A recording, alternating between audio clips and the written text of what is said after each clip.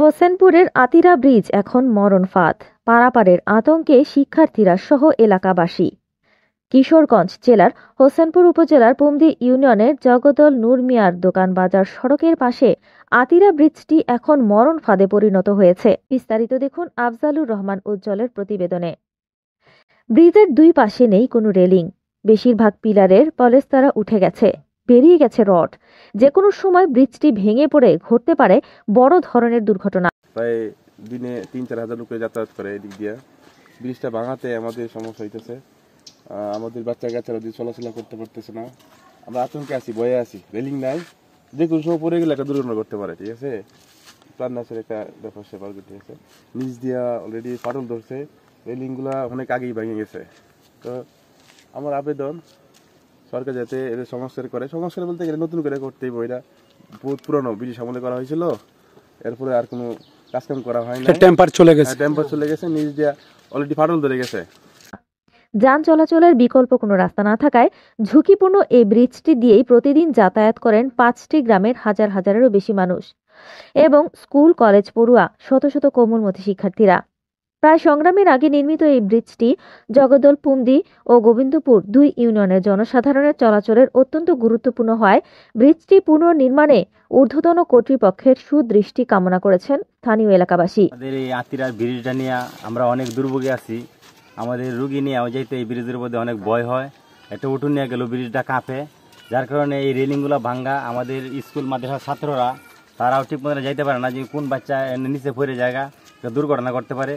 তার জন্য আমাদের এই বাংলাদেশের সরকারের কাছে আমাদের আবেদন, আমাদের এই আতিরা ব্রিজটা যেন দ্রুত গতিতে আমাদের এই ব্রিজটার যেন নতুন করে আবার কাজ করা হয়। সরেজমিনে তথ্য সংগ্রহকালে স্বেচ্ছাসেবক দলের সদস্য সচিব সভাপতি আলামিন ভুঁইয়া জানান, দীর্ঘ 10 বছর ধরে ব্রিজটি ঝুঁকিপূর্ণ হয়ে রয়েছে। মনে আতঙ্ক, ভয় আর ঝুঁকি নিয়ে ব্রিজের উপর দিয়ে স্কুলের শিক্ষার্থী সহ প্রতিদিন হাজারো মানুষ অটোরিকশা সহ হালকা ও ভারী যানবাহন চলাচল করছে। আমাদের আতিরা গ্রামের এই ব্রিজটা সংগ্রামের 2 বছর আগে থেকে হয়েছিল, এরপরে 2বার রিকভারি করলে কি সব ভাঙ্গিয়া চুরিয়া পড়িয়া গেছে। আমরা ফুলের উঠে আমরা মানুষ উঠলেই কাঁপে।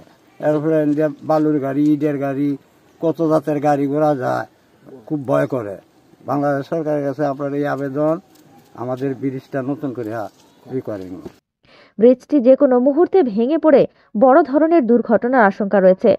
এছাড়া শামসুল আলম পারভেজ ও মোশাররফ জানান, অনেক কাঁচামাল ব্যবসায়ী ও শিক্ষার্থীরা সাইকেল করে ব্রিজের ওপর দিয়ে প্রতিদিন জীবনের ঝুঁকি নিয়ে ভয়ে পারাপার হতে হচ্ছে। তাছাড়াও এই ব্রিজের ওপর দিয়ে কোমলমতি ছেলে মেয়েদেরকে স্কুলে পাঠিয়ে অভিভাবকরাও থাকেন আতঙ্কে। এই ব্রিজটা আপনার ব্রিজের উপরে দিয়ে ট্রাক গেলে, বড় বড় গাড়িগুলা গেলে ব্রিজ কাঁপে।